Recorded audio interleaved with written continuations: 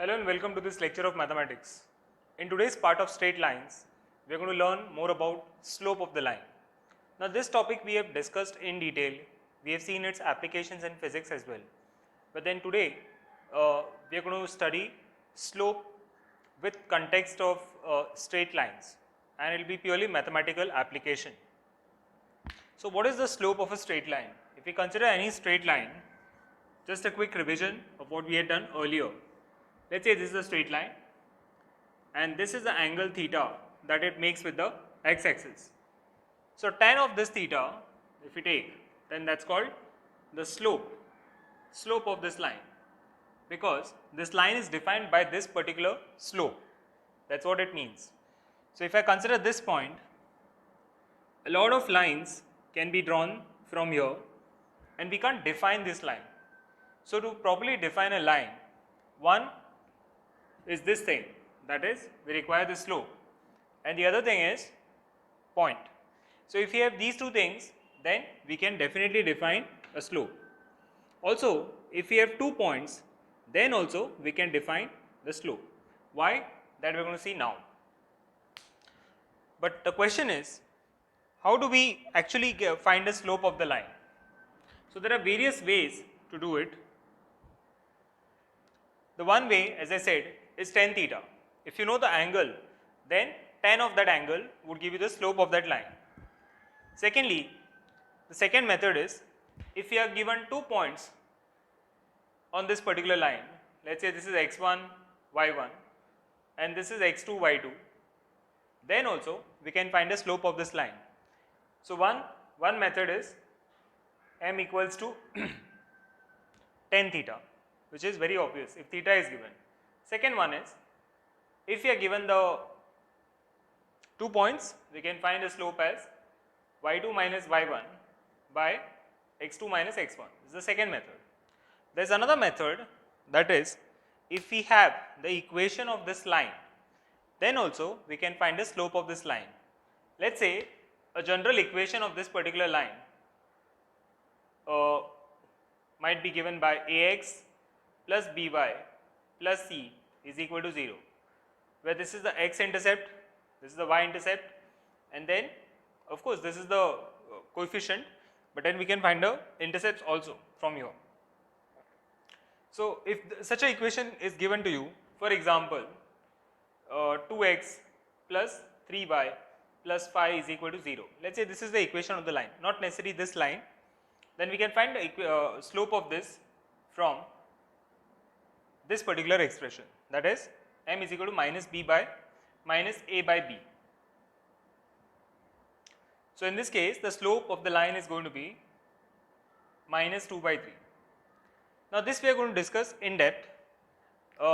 So I just introduced you to the ways in which we can find the slope of a particular line. Now this being said, let's take some examples and try to find the slope of the line so that we learn the application.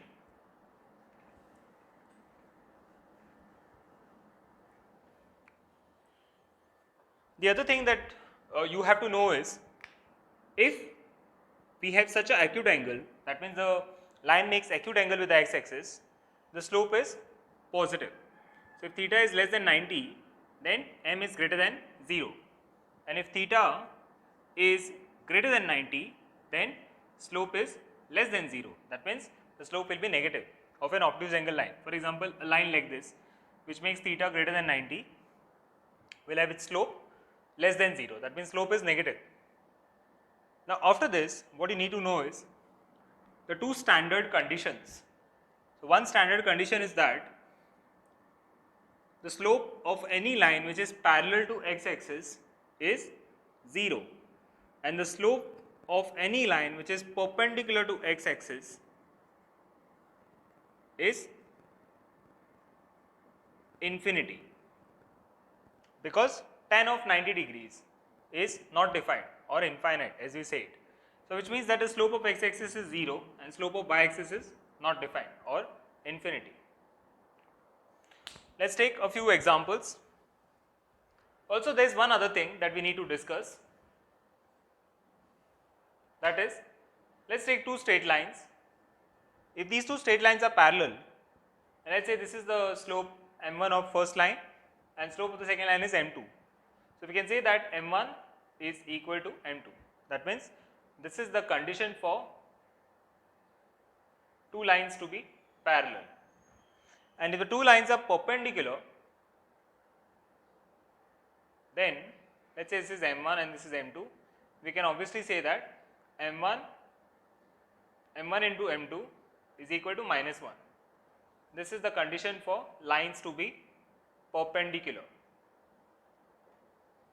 So based on these concepts, let's solve some problems.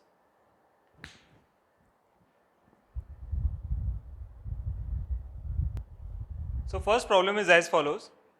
There is a straight line whose inclination with x-axis for the first time is 60 degrees. That means the line is something like this. And second time the inclination is 150 degrees. So the line is this way. Of course I have drawn not exact to the measure but approximate and tentative figure. So we need to find the slope in either of the cases. So in the first case, m is going to be tan of 60 degrees, which is obviously root 3. So in the first case the slope is root 3. Second case is going to be tan of 150 degrees. Now tan of 150, as we have studied in trigonometry, can be written as tan of 180 minus 30, which is nothing but we are in the second quadrant, so it's going to be tan of 30 and that too minus tan 30. So answer over here is going to be minus 1 by root 3. So clearly you can see that this is exactly related to the concept that we had discussed just now, that if the angle is obtuse then its slope is minus. Let's take another problem. Find the slope of a line which makes an angle of 30 with positive direction of y-axis. So this is the straight line, something like this, and in the anti-clockwise direction this makes an angle of 30 degrees with y-axis. That's what is given to us. Now we have to find the slope of this line. So going by the definition of slope, what we need to find is the angle that it makes with the positive direction of x-axis.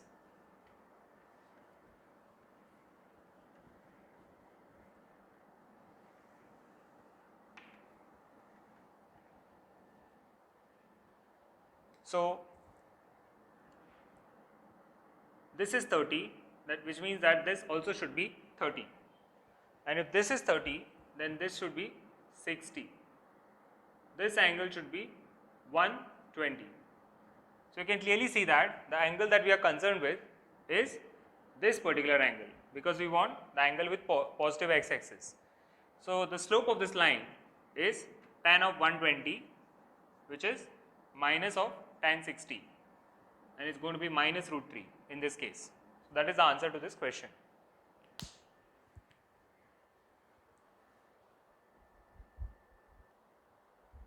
Let's take up this question. So it says that we have to find the angle between this line segment and the x-axis. So all that we have to do is first tentatively locate the points. The points are going to be 3, minus 1. So it's going to be here. Let's say this is 3 and this is minus 1.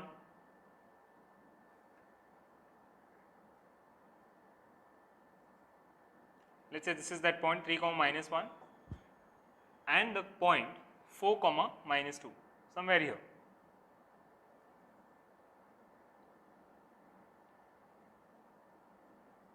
Now you can clearly see that this is the line segment, and if I continue this then this will be the line. So which means that this is the angle that we have to find. Now all that we have to do, if I have to find with the angle with the x-axis, is that I have to find the slope of this line, and we can very well do that with the help of the equation that we learned, that is m is equal to y2 minus y1 by x2 minus x1. So y2 minus y1 would be minus 2 minus of minus 1 divided by 4 minus 3. So it's going to be minus 2 plus 1 by 1, which means that our slope is minus 1. If the slope is minus 1, it is obvious that this angle should be 135 degrees. So that is the answer to this question. Why? Because tan theta is minus 1 and that can only happen when theta is 135 degrees.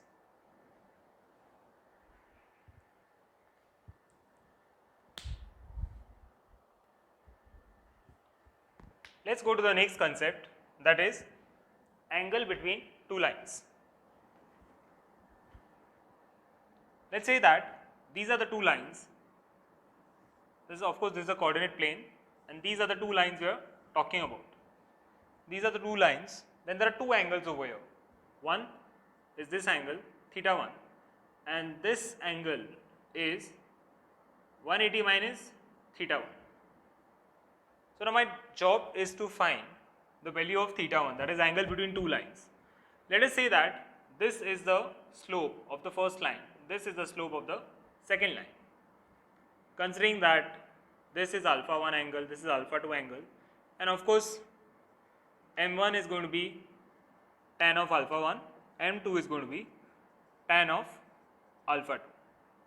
Now, if you go to see the relation that we get between alpha 1 and alpha 2 and theta 1 would be alpha 1 is equal to theta 1 plus alpha 2.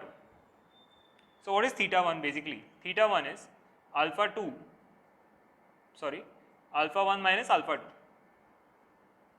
This is what we get. Now, we will apply tan on both the sides. So, we will get this. Now, let us apply this. Let us apply the trigonometric formula and what we get is tan of alpha 1 minus tan of alpha 2 by 1 plus tan alpha 1 tan alpha 2. But initially we had considered this as m1 m2. So, we will replace tan alpha 1 and tan alpha 2 by m1 and m2 respectively. So, now we will get, I will just continue the equation over here.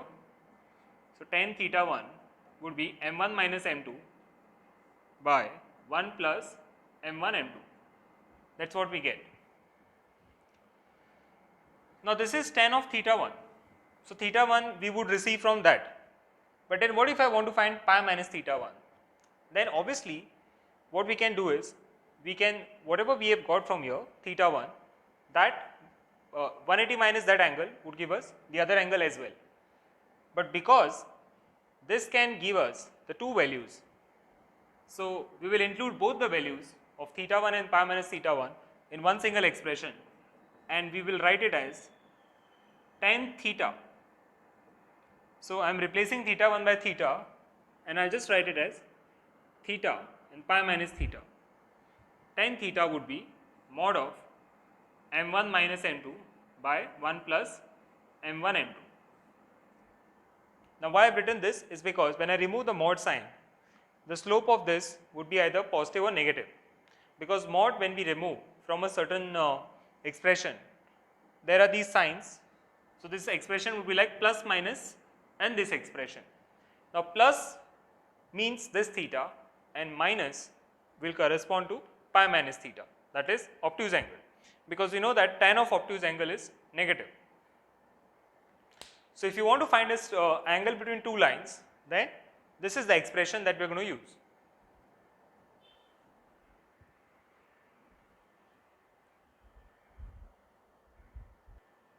Also, from this expression itself, we get to know about the conditions for perpendicular lines and parallel lines. You can clearly see that for parallel lines, theta will be 0 between the two lines. Now, if tan is 0, this expression is 0, it means that m1 is equal to m2, because the numerator will become 0. And if the lines are perpendicular, then we will have expression like 1 by 0 over here, which means that this denominator should be 0, because only then it will be not defined. So, then in that case 1 plus m1 m2 is equal to 0 or m1 m2 is equal to minus 1, that is what we will get.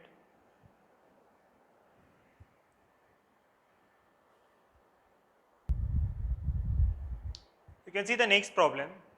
It states that we have to find an angle between these two lines, and the reference that is given to us is that the two lines and their points.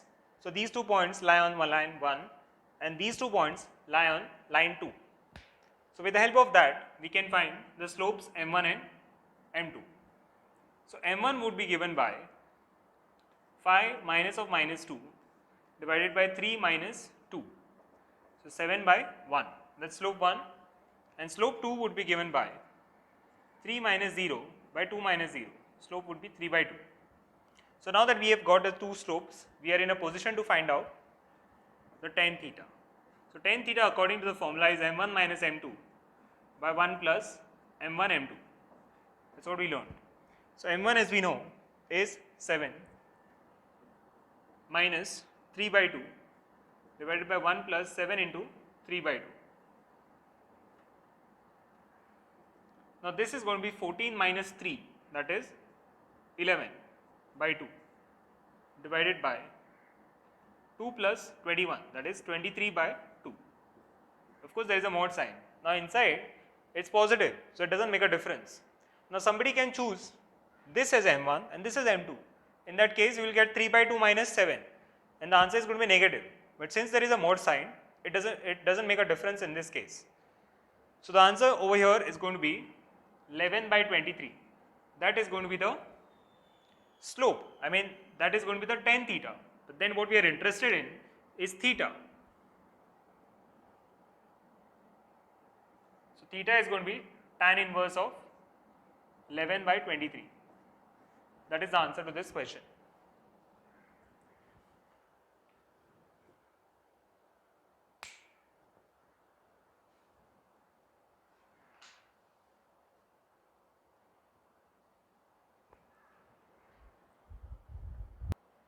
Let's see one more variation in this kind of a problem. It states that there are two lines, angle between which is pi by 4. Angle between the two lines is pi by 4. Slope of one of the line is 1 and the other slope is unknown. So that is what we have to find. Now if you have to find this, then tan of theta is mod m1 minus m2 by 1 plus m1 m2. That is what we have to see. So tan of pi by 4 in this case would be m1, that is 1. Let's consider this m2 as some m and let's see what we get out of it. This is what we will get. So slope of the other line is m and this is the kind of equation that we get. Of course this is going to be tan of pi by 4. So tan pi by 4 is 1 and this is going to be 1 minus m by 1 plus m. So now we have to find the value of this m. So when I remove this mod sign, what we have to do is we have to write this expression as 1 minus m by 1 plus m is equal to plus minus 1.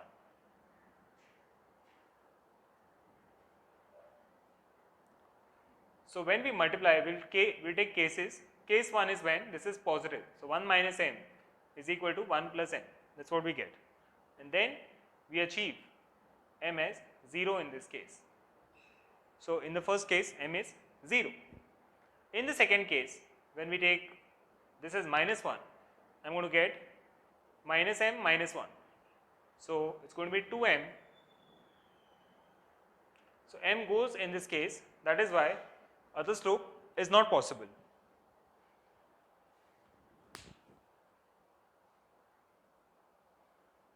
We will slightly change the values. What we will do is we will take the slope of this as not 1, maybe we can take it as half because we are not getting any value for this. So this is going to be half minus m by this. So the expression is going to be slightly different now.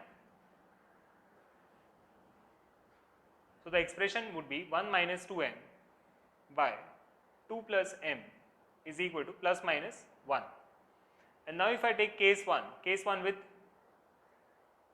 positive 1, so 1 minus 2m is equal to 2 plus m.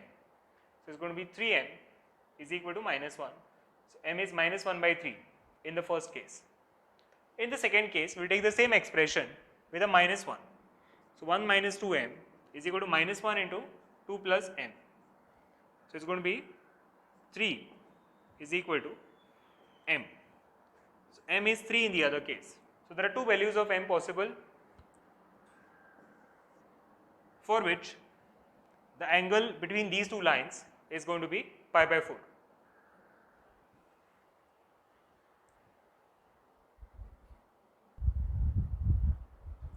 Let's take a problem on the condition for perpendicularity and parallel lines. Let's say that this is one line which is passing through this 2 points, that is 1 comma 1, and this is 2 comma 3, and another line is perpendicular to this, which is let's say this is minus 3 comma 1 and this is x comma 1. So this is what is given to us. Now we have to find x such that both these lines are perpendicular. That is what we have to find. So if that is to be the case, then what should happen is m1, m2 should be minus 1. So slope of this line is m1, that is 3 minus 1 by 2 minus 1, that is 2 by 1. So 2 is the slope of this line. So m2, as you can see, is going to be minus 1 by m1. So it's going to be minus 1 by 2. So from now onwards, you should know that if one line is having a slope of 1, then the other line which is perpendicular to it will have a slope of minus 1. If one line has a slope of 5, then the other line which is perpendicular to it has a slope of minus 1 by 5. If there is one line which is having a slope of minus half, then the line perpendicular to it will have a slope of 2, because product of both the slopes has to be minus 1. Now from here we can obviously derive the value of x. So you can clearly see that 1 minus 1. So I'll slightly change the values again. I'll say this is 2. So 2 minus 1 by x minus of minus 3 should have the value of minus half, because that is what we found over here. So this is going to be 1 by 3 plus x is equal to minus half. So 2 is equal to minus 3 minus x. So x is minus 5. That is the value of minus x that we get. Now a same type of problem can be framed for parallel lines as well. In that case, we will have to apply the concept of m1 equals to m2.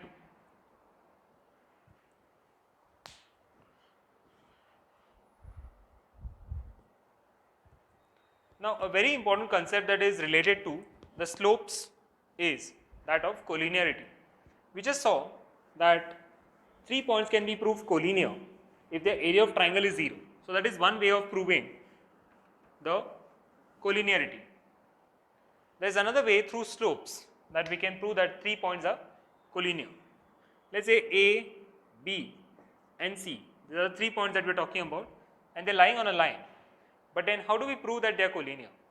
So all that we have to do is, we have to prove that slope of AB, if it is same as slope of BC, then for sure we know that these 3 points are lying on that same line.